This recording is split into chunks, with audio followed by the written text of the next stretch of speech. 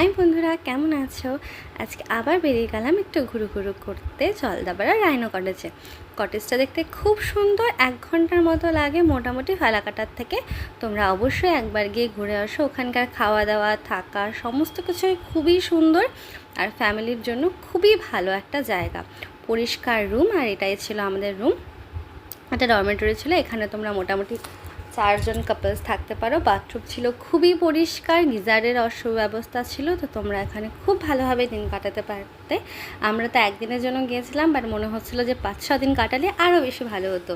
তো এখানে আমার মেন উদ্দেশ্য ছিল নদীতে স্নান করা। আসলে ছোটোবেলা থেকে যে জিনিসটা তুমি বড় হওয়ার পরে মিস করো, সেই জিনিসটা যখন আবার ফিরে পাও তখন কি ভালো লাগে, সেটাই হচ্ছিল আমাদের। এখানে আমরা সবাই যে যার মতো মজা করছিলাম, কারণ অনেক দিন পরে ছোটোবেলার স্মৃতি আবার ফিরে এসেছিল। সবাই মিলে একসঙ্গে নদীতে স্নান করা এই গরমের দিনে। চলো আজকে তো টাটা, বাই বাই, পরের দিন